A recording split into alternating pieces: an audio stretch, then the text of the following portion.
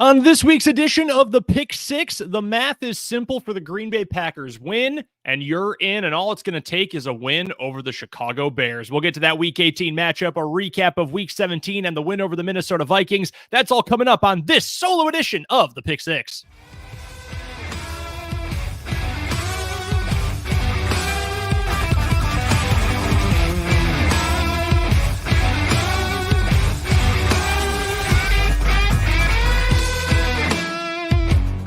And welcome to the Pick Six. I am Brendan Dworzinski, flying solo with you this evening, this morning, this afternoon, whenever you might be checking out our video, checking us out on YouTube, on Facebook, or in podcast form, wherever you get your podcasts. Again, I'm Brendan Dworzinski. No Jacob Westendorf tonight. Jacob a little bit under the weather, so we will be joined by him coming up next week as we either recap a miserable end to the season against the Chicago Bears for the Packers, or potentially a berth back in the playoffs after a miserable, dreadful, awful, terrible, possibly just 1 year drought. That'll come up next week. But right now, we've got a ton to get to on this post-week 17, pre-week 18 edition of the Pick Six. We're going to break down every element from the Vikings game this past weekend. What went right? Jordan Love continues to ball out. My guy, Corey Ballantyne. We're going to get to all of that coming up, and we will look ahead to the biggest game. This is bigger than last year's game against the Detroit Lions. I'm just going to tell you that right now. Packers found themselves in the same position a year ago where it was Packers got a little bit hot at the end of the year. They had the game against the Lions. You win, you're in. If the Packers had won Week 18 last year, they're in the playoffs. They didn't. It hurt. It was painful. It will be completely different if the Packers do not beat the Chicago Bears. Losing to the Lions is one thing, okay? I don't like the Lions. I, in fact, feel quite negatively about the Detroit Lions, but it's different when it's the Bears. Just like it would be different if it was, say, the Vikings, for example. Feels a lot different if you're losing to that team to keep you out of the playoffs. Week 17, this past weekend, that would have been awful, just horrible to every single degree if it had been the Minnesota Vikings that knocked the Packers out of the playoffs. Never feels good when you go up against at least the two teams that I hate the most, despise the most, want to beat the most in Minnesota and Chicago. Different than last year against Detroit. I truly feel that way. Plus, this year's team, it's a team on the rise. It's an offense on the rise. It's a young quarterback on the rise, specifically talking about Jordan Love. Last year's team, I think with the benefit of hindsight, we all knew that team was a paper tiger. They got extremely lucky on defense with a rash of tons of high turnover games. That is what helped that team get to that point. This team, though, as bad as the defense has been, and even against Minnesota, you lucked out a little bit facing Jaron Hall and then Nick Mullins, who, despite what Chris Collinsworth tried to tell us, is not actually a good quarterback. But you still have seen progress. You've still seen positivity with this team. You've seen, again, the offense in particular continue to play better and better. Your quarterback continue to get better and better with a rotating cast of children at wide receiver, guys who have barely ever played before. This is a team that you want to follow into the playoffs. Last year's team, it felt like, end of an era kind of feeling. It was a slog to follow them all year. This game is different. I truly believe that, and we're going to get to more of that coming up over the course of the show today. If you're watching us live on YouTube, on Facebook, on Twitter, I'm not going to call it X. It's called Twitter to me still. Let us know your thoughts and anything we're talking about on the show today. Do you want to lead things off with our weekly extra point? A very happy new year if you are following along with the show today. Hope you're able to have a lot of fun. Hope if you celebrated with fireworks, you didn't JPP yourself, and you were able to come and have a very safe and happy and fun start to this 2024 year. I do want to clarify something real quick before we get into the football. I mentioned that Jacob is under the weather. And look, I'm going to just come right out and say it. I'm very appreciative that the usual commentariat who's watching along with the Pick Six every week prefers me to Jacob, despite the fact that he is certainly smarter and knows ball more than I do. I try my best, but I'm also a homer idiot. And I will tell you guys that every single time. Being a fan always comes first for me. And I try to be rational. I try to have, the positivity, kept it in check, and have the smart takes and all that. But I'm an idiot. Like I used to tell this to Matt Freilich all the time back in the Final Dump days. I am just a moron with a microphone sometimes. But I appreciate that you guys apparently love me a whole lot more than Jacob. We've got our guy Iowa Joe who says Did Brendan and Westendorf have a falling out? This is like 3 weeks of solo editions. Whatever happened, I side with Brendan. It's all Westendorf. Our guy True North says under the weather means hungover, right? Todd, appreciate our pal Todd Varney, the head honcho, saying incredibly good-looking show this week. And then Todd also said, if I'm going to say nice things about Jacob, he'll turn it off. We want the viewers, we want the listeners, so I won't do that. And appreciate our guy Mark also saying that maybe we can hear some good football takes. Again, too kind to me, certainly too kind, but I will do my best for you, the people. And again, a very happy new year and welcome to the Pick Six. And a very joyous, happy, exciting edition of the Pick Six, right? It wasn't that long ago that we were recapping a game against the New York Giants that was about as miserable as you could possibly get because you got clowned by Tommy DeVito, who has since been benched by the New York Giants. Then a week later, you got clowned by Baker Mayfield. And as I told you on that week's edition of the Pick Six, I like Baker Mayfield. I'm a Baker Mayfield guy. You can't get punked like that by Baker Mayfield in 2023. You just can't. But this team is still alive. This team still is in a position where it controls its own destiny. And it took care of business. Step one, really, there were 3 steps that were needed going into this week. Had to have either the Rams or the Seahawks lose. And the Seahawks are up a creek without a paddle right now. So that helped out Green Bay. That was nice. That was step one, out of the Packers' control. And with that, heading into Sunday Night Football, back to controlling your own destiny, which if you've ever read a dictionary, doesn't actually make sense with the word destiny, but let's ignore that for a moment. You had to take care of business against Minnesota. And I think the fact that the Packers went out there and laid down a whooping like that, it can only be a positive for this team's mindset going forward, because we know, as much as players like to tell you, we don't listen to the outside noise, the only opinions we hear about are inside these walls, et cetera, et cetera. Come on. Like, we know that's not the case. I've told you many times before, during the day, my day job, I cover the Kansas City Chiefs out in Topeka. And their players have become almost notorious for saying those same kind of things. Everybody knows that entire team in Kansas City, they all read the press clippings. They're all watching TV. They're listening to the radio. Maybe not me, but they're listening to all that stuff. Again, have become sort of notorious for it. It's kind of an open secret. Yet, they're listening to that. And I'm pretty sure this Packers team knows a lot of that too. I think athletes, more often than they like to let on, know a lot of that stuff, follow a lot of that stuff, pay attention to a lot of that stuff. So you know this defense in particular, but this entire team, they've heard the noise. No, you gave up a perfect passer rating at home to Baker Mayfield. Tommy DeVito was NFC Offensive Player of the Week. Now this team is done. They're cooked. They're not going anywhere. There are still people who don't believe that Jordan Love is a good quarterback, which is wild to me. And during the offseason, I'm sure we can have talks about what is the long-term future for Jordan Love. What is this team going to have to do contract-wise for all of that? I understand that those points are going to come up eventually for this team and for Jordan Love in this offense. But right now, it is undeniable. Look at the counting stats, look at the advanced stats, use your eyeballs, watch the film. Jordan Love has been great. This offense has been cooking the last few weeks. And again, as I mentioned at the top, you've got this rotating cast of guys. It's been so inconsistent with who is out there, who isn't out there. No Wicks and Watson this week. Packers still ended up getting it done because Bo Melton had a big day. And we'll talk about Bo a little bit later on in the show as well. So I think it was really important for this team against that opponent, an opponent that has, won the division a year ago, an opponent that beat you already once this year. And we heard about it all during the Sunday Night Football broadcast, correct? We heard all about it. Was pretty much the only point Chris Collinsworth had. Chris came into that broadcast, and being a play-by-play guy myself, I get very irritable about what appears to be a lack of preparation or having great amounts of preparation or whatever. So Chris Collinsworth essentially had 2 points. It was, number one, I actually love Nick Mullins, and I wish he was the quarterback for every team in the NFL all at the same time. And also, wow, the Packers look so much better now than they did against Minnesota. And he was right. It was obnoxious to not really be able to repeat or say or state anything else over the course of the broadcast, but he was at least correct about that point. So we've seen the progression of this team.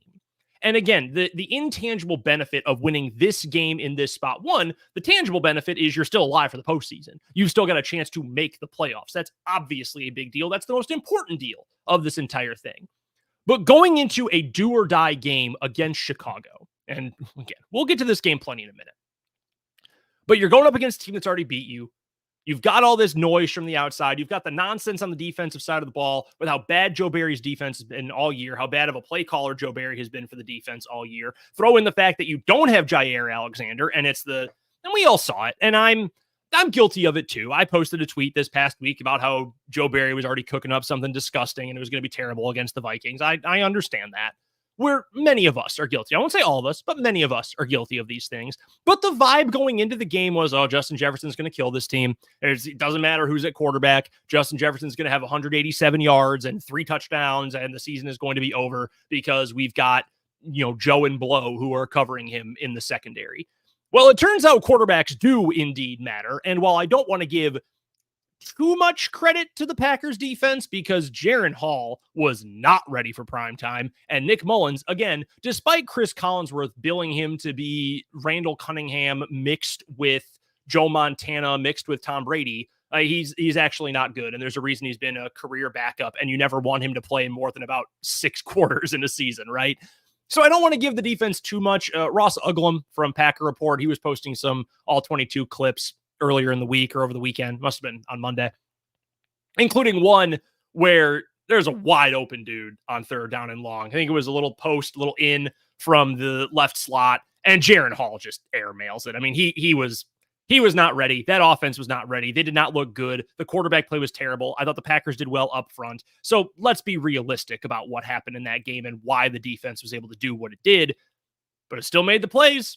Because the alternative, and we have seen this, and I already talked a couple of times about Tommy DeVito. Tommy DeVito was never good, right? Like, he was on a heater for a little bit, but he was never good. He was never great. It's not like the Giants were doing anything completely out of the ordinary to beat the Packers with their offense a few weeks ago on Monday Night Football. Packers just didn't make plays. They didn't make nearly enough plays. In crunch time, in clutch situations, they didn't make plays.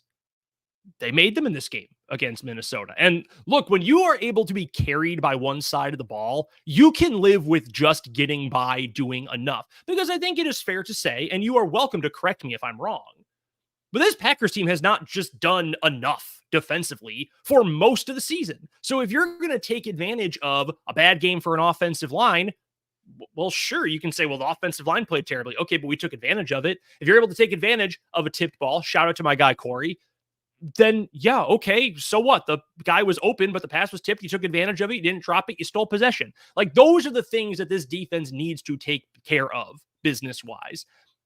You need to win on the margins when you're not very good. And this Packers defense isn't very good. We know that. But you've got to make sure you take care of taking advantage of other teams' mistakes, not committing stupid penalties, things like that. And the Packers did a much better job of that in this game. I haven't even gotten to the offense yet. And True North mentions on YouTube, on the Game on Wisconsin YouTube, penalties, turnovers, and poor play on offense hurt the Vikings, but their defense did nothing in that game. And you're right. And I don't want to spend too much time talking about, well, the Vikings did this poorly. The Packers defense got by doing this. I want to give credit to the defense for doing what they did, for doing enough to win. But we need to talk about this offense too. Because right now, without question, this is one of the best offenses in the NFL. Maybe not the best, maybe not the most efficient, maybe not the one you trust the most out of anyone in the entire National Football League or even in the NFC right now, because San Francisco, deservingly, is the Super Bowl favorite coming out of the NFC, the number 1 overall seed. If you wanted to give me the Cowboys, I think they're not a true Super Bowl contender. I don't think they can win multiple games against multiple good teams. But sure, if you wanted to give me the Cowboys right now with their kind of offensive firepower, the season Dak has had, sure. But the Packers offense has been just as good, maybe slightly below those best of the best teams in the NFC, in the entire NFL, at least in recent weeks since that Minnesota game. Chris Collinsworth point. Let's go right back to that. And yeah, I don't think this Packers team is going to, make it all the way in all likelihood. It's possible, but probably not going to make it all the way to a Super Bowl. I don't think they're going to end up in a shootout at some point in Super Bowl 58 against the Baltimore Ravens. I don't think that's likely at this point. And if you were to tell me, Brennan, you're overselling it because look at Baltimore, what they've done. Look at San Francisco and what they've been able to do. Okay, yeah, I understand that. Go look at the numbers. And again, use your eyes. Go back and rewatch the broadcast. Watch some of the coaches' film. Look at what this team is doing and look at the guys who are doing it. And beyond even Jordan Love. And we'll get to Jordan particularly in a minute. There's not even a whole lot to dive into because he's been great week after week after week. But you've been able to do this with inconsistencies in the backfield. Mark mentions on YouTube with Jones, Aaron Jones back in cooking, you can quite easily make an argument that the Packers are a top 5 offense right now. Yes, absolutely. Back-to-back 100-yard games. Prime Amon Green out there. Like, shout out to Dorsey Levens. He's balling out. Aaron Jones is better than Dorsey Levens, but you understand what I'm saying. Like, he's one of the greatest of all time in Packers history, one of the best running backs of the modern era for sure, in an era where they're pretty much forgotten and ignored, and he has been great. A.J. Dillon has been playing really good football over the last it's more than several weeks at this point. He's been very good, and I know he's hurting. He's playing with that big wrap on his thumb. He's been balling out. The running game is working right now. That is setting up so many of the illusion of complexity passing concepts that this team loves to run so much. As we know, if you followed the Packers for 5 minutes of this Matt LaFleur era, you know the Packers want to set up multiple looks out of similar formations, have a lot of things built into it so you can attack teams in all sorts of different ways. And if you're just paying attention to that down to down over the course of a game, you see all of that in action. We saw plenty of it in this game against Minnesota. And it's not just the usual suspects who are doing it. Jaden Reed was great in the first half before he got hurt. And I don't know, I have no inside information or anything like that. I don't think he's going to end up playing in week 18. I would be surprised at this point, given the way Matt LaFleur talked about that chest injury he had in the game against Minnesota. But he had a great game. Bo Melton, who's been a practice squad elevation. Now he's on the active roster, and he's earned it with the way he's played. First 100-yard receiving game of the season for a Packer. I mean, just completely out of nowhere. And I know that the throw at the end of the game was a real big FU to Minnesota for Matt LaFleur. That was awesome, by the way. Sean Clifford balling out at the end of the game with that 37-yard throw. But again, he was there. He made the play. He was available. And, you know, I'm not going to bag on Samori Toure, who is probably doesn't need to have a spot on the team going forward after this year. It's nice that he's on IR instead of a straight cut, I guess. But Bo Melton's deserved it. He's earned it with the hard work and the toughness and making plays when other guys didn't have a chance to because they weren't on the field. Dontavian Wicks has proven this year he is a dude. He and Jaden Reed are legit dudes for this program going forward. This program, I sound like I'm talking about college football still. There's my beloved Kansas Jayhawks helmet up there. But seriously, those are guys who you can use as cornerstone type pieces, not to the same degree as your quarterback, but cornerstone type pieces for this offense going forward. They've had plenty of great moments this year. We've barely seen Christian Watson, and despite how slowly he started the season due to the injuries and so much else, when he's been on the field, guys, he's made plays. And in the last couple of weeks that he actually got to play, he made plenty of them. He was making a legit impact out there. Romeo Doubs has been consistent. As much as my partner, Jacob Westendorf, wants to kick his ass to the curb, I'm just kidding. Jacob, not the hugest fan of Doubs, but I think we can all agree he's got chemistry with Love. He's made plays over the course of the season. You have Tucker Kraft, who was bad to start the year, who now, can you imagine this Packers offense without 85 out there right now? Think of all the plays he makes game after game. He can work it downfield. He can catch those little flare passes that were mostly going to Luke Musgrave when he was healthy earlier in the season. Kraft is making it shake with that action right now. What happens when you get Musgrave back, who's a legit vertical stretch from inline or in the slot as a tight end? So many different weapons with this team. And the fact that they have been able to produce with all of them in different combinations and permutations, that is what impresses me the most about what this offense has been able to do. And frankly, it's what has impressed me the most about what Jordan Love has been able to do as of late. And it's the fact that he's, and I keep ragging on Chris Collinsworth, then I bring up the points that he, or the repeated points that Matt LaFleur always bring up during halftime or post-game interviews or whatever. He's so poised. Jordan Love is so calm. He's not freaking out. The last time I can remember him being truly unsettled for a prolonged period of time was that Giants game when the offense was pretty bad for the majority of the game, if we're being honest. But it's really been since the first half of the season where he was antsy, where you could tell it was still a little bit too fast for him. He wasn't quite letting the game come to him. He was being unsettled. The footwork wasn't always great. The accuracy wasn't all that great. He's improved all of that. And that's without consistency. That is with children. That is with prepubescents out there playing football. And obviously that's demeaning. And I don't mean to put these wide receivers down because they have balled out. They've made plays, but they are inexperienced. They are young. And they're working with a quarterback who's in his first full season as a starter. He now, with one game left in the regular season, has officially played a full 17 games as starting quarterback. Throw in the one from 2021 against Kansas City at Arrowhead Stadium. Now you've got a full season of starts for Jordan Love. And it took one full season, and look where he is. Look at what he has been able to do. And I don't want to sound overly fanboy, because the biggest game yet is coming up this Sunday at 3:25 Lambeau time with Jim Nantz and Tony Romo and Tracy Wolfson on the call on CBS. You got to beat the Bears. You've got to win that game, because it's one thing to do the I own you and to do the, wow, now Jordan Love's taken over ownership and all of that. It's easy to do that when the stakes are lower.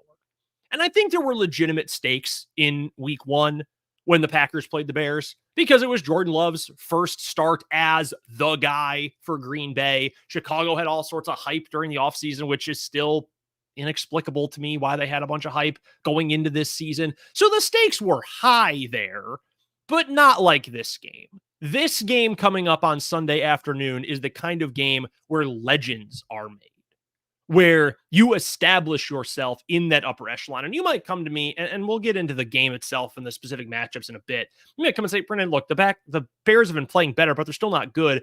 I agree. But how many times have we seen a bad team upset a good team, or a playoff-bound team, or a team with prospects for the playoffs, knock them off in a key game late in the season? It didn't eliminate the Philadelphia Eagles this week when they lost to the Arizona Cardinals, but the Eagles lost to the Cardinals. And I like Kyler Murray. I like a few guys on that Arizona team. I'm still a believer that Rondale Moore is a worthwhile youthful player, but they're not good. They're in fact quite bad, and they beat Philadelphia. And Philadelphia is more fraudulent than last year, and I can only say that really because Jacob's not here. He might agree with me at this point, though, about how Philadelphia has played. But those games happen. Chicago's been playing better. So you've got to continue this. And that is, again, what has impressed me about Jordan Love. The fact that he has been able to string this together. The fact that against different quality of opponents, he's been able to put up big games. It's not like he's just tearing apart crappy teams, right? Go back to the Kansas City game. Jordan Love was awesome against the Chiefs. And Kansas City's got one of the best defenses in the NFL this year. They might have a first-team All-Pro at cornerback in L'Jarius Sneed, who's been phenomenal throughout the year. Trent McDuffie, the other starting corner, really good, decent safety play, good linebackers, really good defensive line, pass rush. He was able to take advantage of it and make plays. Same with a lot of games in this second half of the season, and same with this game against Minnesota. I mean, if you look at the basic counting stats, 24 of 33, 256 yards, 3 touchdowns, no interceptions, didn't get sacked, QBR of almost 83, passer rating over 125. Those are your basic box score stats plus QBR. And you look at that and say, damn, he was really good. And then you go and you look at the advanced numbers. You want to go check out, and I know he's a dirty word name around here, but you go check out Ben Baldwin's site and you go look at the advanced box score and the EPA per play and the success rate. Awesome. Another great game for Jordan Love in a game that the Packers had to have, because you're in a situation now. And I put this on Twitter before the game on Sunday night, which I know you are going back to check that right now, obviously. The playoffs began on Sunday for the Packers because it's win or your season is effectively over. If you don't win, you are not going to win a championship. You have no chance of winning a championship this year. So the playoffs began on Sunday for Green Bay. And Jordan Love showed up. Jordan Love made the plays. The offense made the plays. Matt LaFleur called the right plays, and we should give Matt LaFleur credit, because as much as he has been ragged on, and largely deservedly so, for his overt stubbornness in keeping Joe Barry, and as much as he was picked apart earlier in the season by people, including myself, for some iffy play calling, to say the least, been great. He's making it shake with these wide receivers and tight ends and young players all over the team too. Offensive line has been playing a lot better. It's a group effort. It's a joint effort. And Jordan Love deserves a massive amount of credit.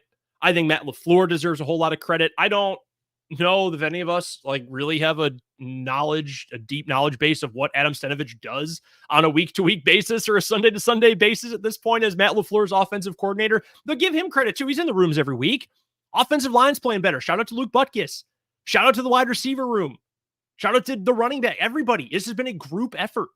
And it's led by a quarterback who's now started exactly one season's worth of games for this Green Bay team. It's impressive. It's exciting. It's thrilling. And I'm really happy for Jordan Love that he's been able to do that.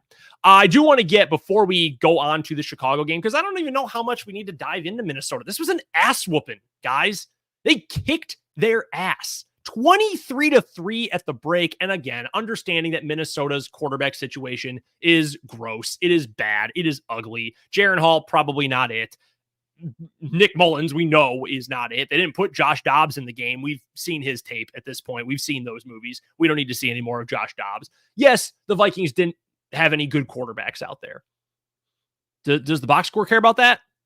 In the long run, do the Packers lose an opportunity to make it to the playoffs because the quarterback play for the Vikings is bad? No, in fact, they improved their situation because they won the game. That's the NFL sometimes. You play teams that have bad quarterbacks. Speaking of, we'll get to the Chicago Bears momentarily. First, though, I do want to make sure we give one of my favorite segments of the week. These honors are, boy, he did it, Players of the Week. I've got a couple for you here. We already talked about Bo Melton and the game he had. First 100-yard receiver for the Packers all season long.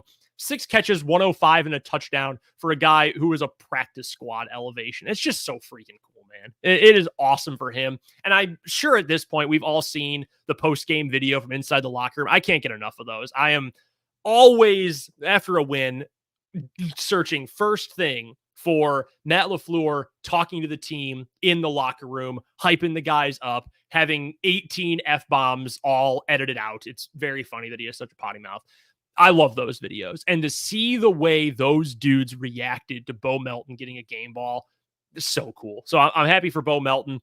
And that brings me to our other one. I have brought out the Washburn-Ichabod helmet multiple times this season. And I'm going to give a shout out to one of the all-time greats at Division II Washburn University.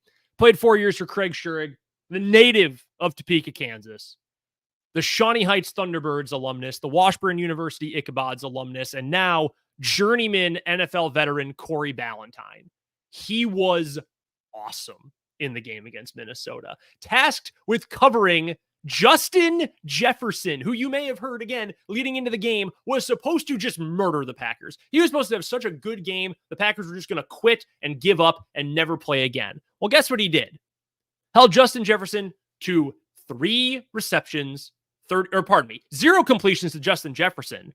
In total, in coverage for the game, 33 yards on 3 receptions, 2 passes broken up, an interception. None of those completions went to arguably the best wide receiver in the NFL in Justin Jefferson. For an undrafted journeyman from Topeka, Kansas, and Washburn University. And I say that, and I now have to correct myself because Corey was not undrafted. He was drafted, in fact, I think a 5th round pick, or was it the 6th round by the New York Giants? By the way, you want to talk about toughness and a tough guy and what he's been able to overcome in his career. And indeed, he was a 6th round pick, number 180 overall out of Washburn, all the way back in 2018. He was shot. He was shot following the day he got drafted in Topeka, Kansas. And he came back, and he's now been in the league ever since 2019. He is now on his, I believe it's 5th or 6th different team if you include practice squads. And he goes out there in prime time when all the talk was about how, oh God, no Jair Alexander. What are we going to do against Justin Jefferson? And he balled the hell out. Just awesome. I'm thrilled for Corey Ballantyne, for all the tremendous folks at Washburn University. I'm biased here as the voice of Washburn University, but also the fine folks at Shawnee Heights High School in Tecumseh, Kansas, to see Corey freaking Ballantyne make all of those big plays. Could not possibly be happier for Corey. Had to make sure he got as many shout outs as I could possibly give him because he was electrifying during this game against Minnesota. Mark on YouTube says, Ballantyne and Valentine have been the best 2 corners this season for the Packers besides Rasul Douglas.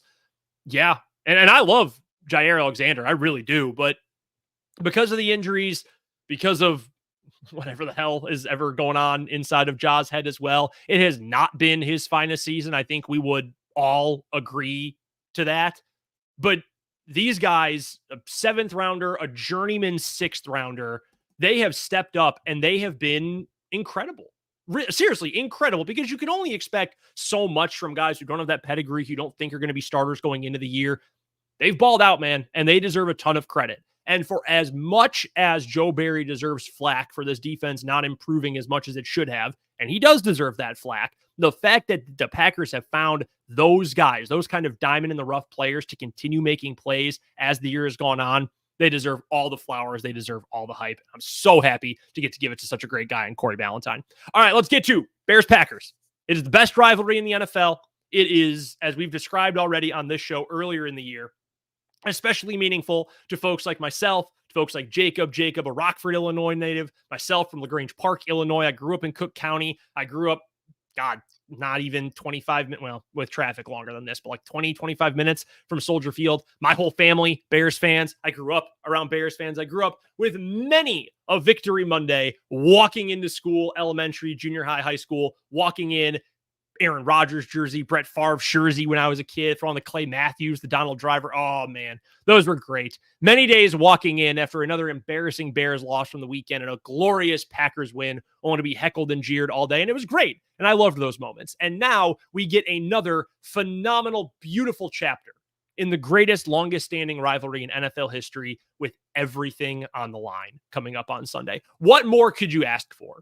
Seriously, in terms of drama, in terms of opportunity for this team, in terms of opportunity to build legacies and legends, what more could you ask for than a spot in the playoffs on the line for Jordan Love and the Green Bay Packers against their most hated rival? I'm so stoked for this. I'm so excited.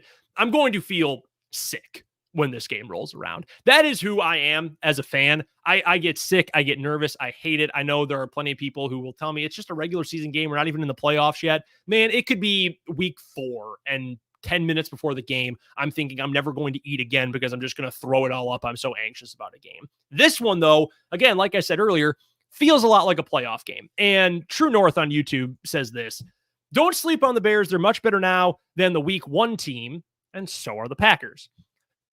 This is an interesting Bears team, and they're playing with a lot of confidence. They've got a whole lot going on storyline-wise, drama, intrigue-wise, because it appears that the whole locker room wants them to keep Justin Fields. Despite the fact that he is now, 10-27 as a starter, I believe. And I'm not usually a QB wins guy, but you got to prove at some point that you can win and elevate the players around you. And I don't think Fields has done that, but I've made my thoughts on Justin Fields clear in the past. I'm sure he's a nice guy. I think he is one of the best overall athletes probably in the entire NFL. I think his highlight reel is sensational. I think he's a great runner. I don't think he's a very good quarterback. I just don't. And he's been playing better as of late. Maybe the advanced stats don't think so. He's put up better numbers. The Bears are winning more in recent weeks than they did certainly earlier in the season, when it looked like it was maybe possible they would get the number 1 and number 2 picks in the NFL draft. We know they're going to get number 1. They're probably going to end up picking somewhere between 8 and 10, 8 and 11 or so when things are all said and done. In the last 5 weeks, the Bears are 4-1. They won by 2 over Minnesota. They beat the Lions handily, lost to the Browns, not a surprise, beat the Cardinals, and then slaughtered the Falcons this weekend. So not exactly a murderer's row. That win over the Lions is impressive. I'm not surprised they lost to the Browns, especially in Cleveland, going up against that defense. None of that is a shock.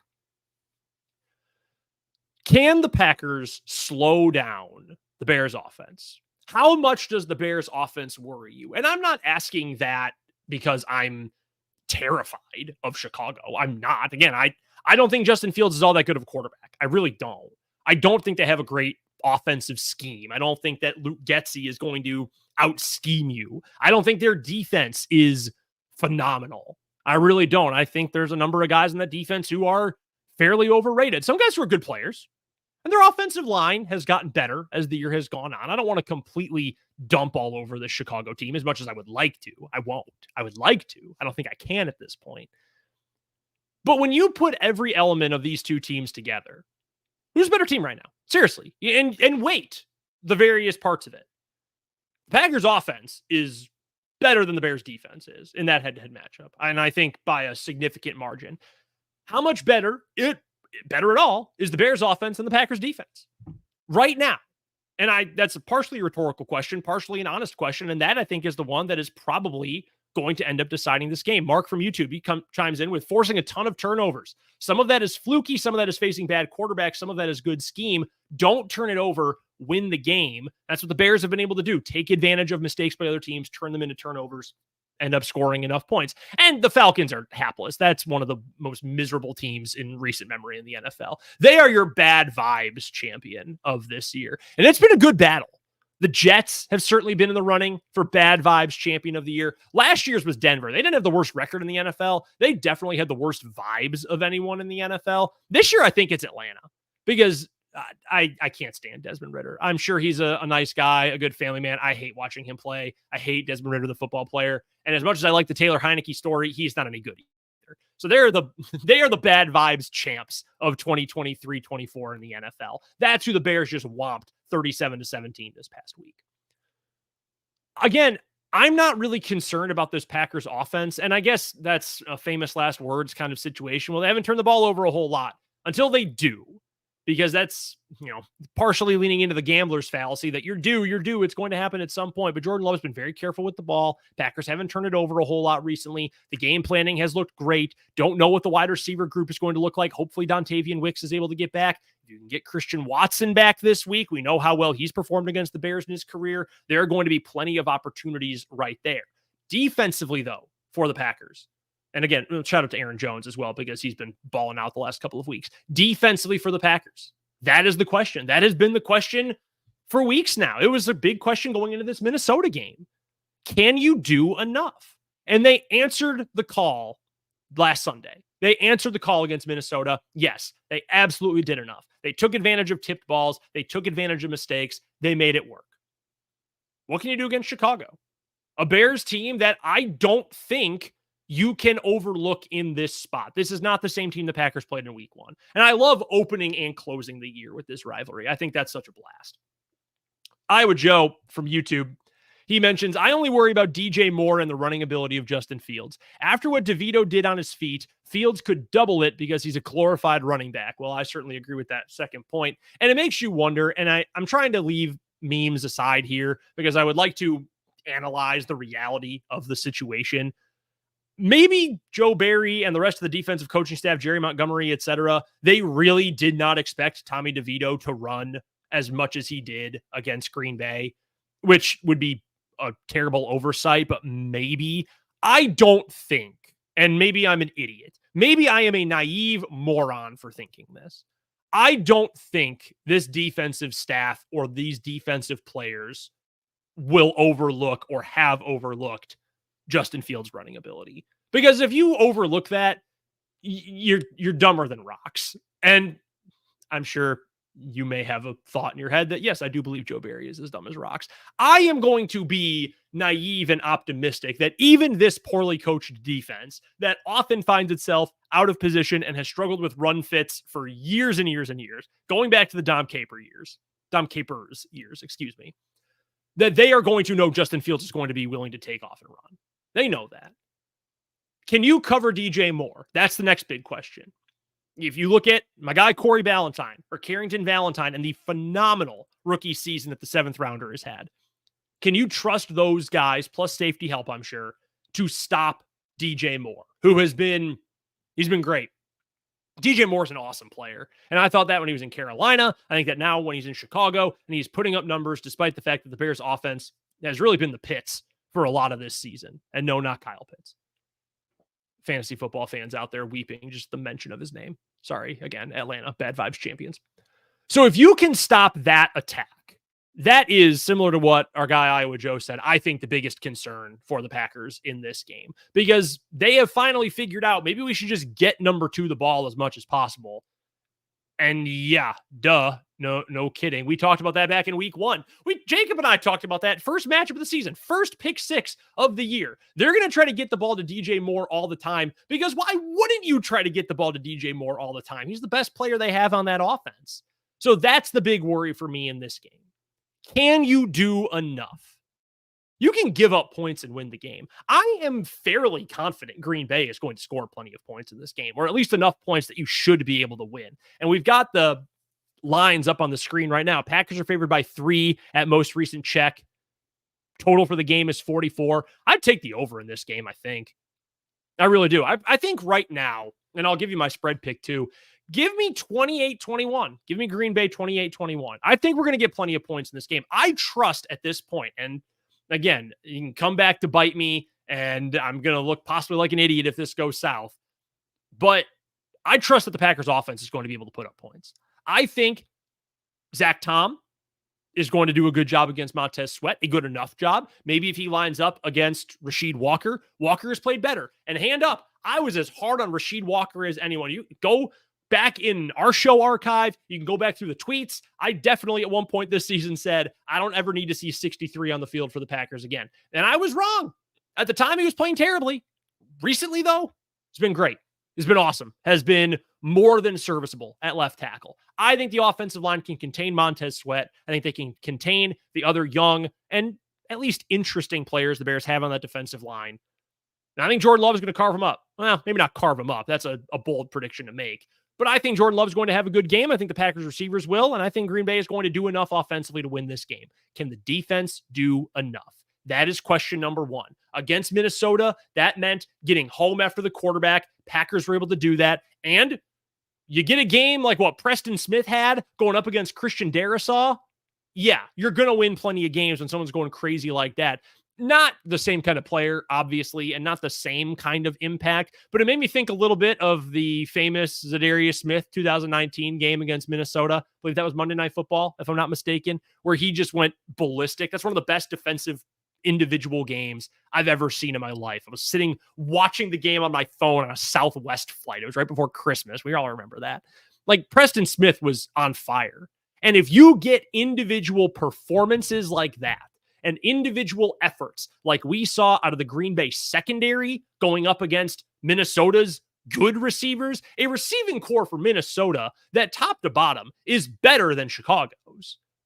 Justin Jefferson is, again, maybe the best wide receiver in the NFL right now. And DJ Moore is awesome. He's a good player. Now, Minnesota, tight end, out of the mix. Didn't have TJ Hawkinson in the game. I understand that was meaningful. Cole Kmet, I've never thought is really all that special, but he's having his best season yet with Chicago. So there are a couple of weapons they can try to get the ball to. Can you get a third down sack or two? Can you tackle decently in the open field? True North mentions on YouTube the Isaiah McDuffie injury could hurt against the Bears. I certainly think that's true. That's unfortunate because McDuffie has played really well over the course of the season. The linebacker play has to be good. If Devondre Campbell is able to come back this week, I have no idea if he can. I'm not sure. Throw my hands up. I don't know about that. Whoever is out there in that linebacker core, though, you've got to be good. You've got to be solid. If you can do those things, force a turnover, recover a fumble, maybe not completely shoot yourself in the foot with a 12 gauge on special teams, I think the Packers should win this game. I'm taking the Packers to cover 3 points, and I'm taking the over as well. 28-21. That's my official prediction for this game. Packers are better than the Bears. And if the Packers play like they did against Minnesota, against Chicago, that is a playoff caliber team. That's a team that can mess around and maybe win a wild card round game. I really believe that. And I hate being optimistic because, again, I'm a stupid, naive fan, and I put so much stock into it, and then I get scared. I'm too confident this is going to blow up in my face because it's happened so many times over the years. But I do think this Packers team is playing well. I think they've got the quarterback of the future. I think Jordan Love is going to do just fine. I'm not super concerned about the offense, the offensive line, any of that. The defense and special teams have to do enough. If you can take care of that, a turnover or two, don't allow huge play after huge play. Joe Barry, I know that's your thing. You don't want to allow huge plays. This is your opportunity, pal. Bears want to go deep to DJ Moore. Can you limit that? If you're able to do that, Packers are going to win this game. Do I have a lot of faith that Joe Barry's defense can do that? Frankly, not really, but I'm going to ride the positivity. I'm going to ride the emotional high of a win over that team that I hate from the Minneapolis-St. Paul metropolitan area, the Vikings. And I'll say Packers get it done. Packers advance on to the postseason. Finally, after just a dreadful long wait, a whole season without going to the playoffs, I think the Packers get back after a win over the Bears this weekend. Thank you so much for joining us this week for the Pick Six. We will be back coming up next week one way or the other. Whether the Packers win, whether the Packers lose against the Bears, we will be back to wrap up the season and hopefully look ahead to a wild card round playoff matchup coming up next week right here on the Pick Six. For my absent partner tonight, Jacob Westendorf, I am Brendan Dworzinski. Stick around more for Game On Wisconsin on the YouTube and Facebook. You'll be able to check out the Freezer podcast, check out the video version of it anyway. Check out all the Game On Wisconsin podcasts, Apple, Spotify, wherever you get your podcasts. Until next week, again, for Jacob Westendorf, I'm Brendan Dworzinski. This has been the Pick Six. Go beat the Bears. Go Pack Go.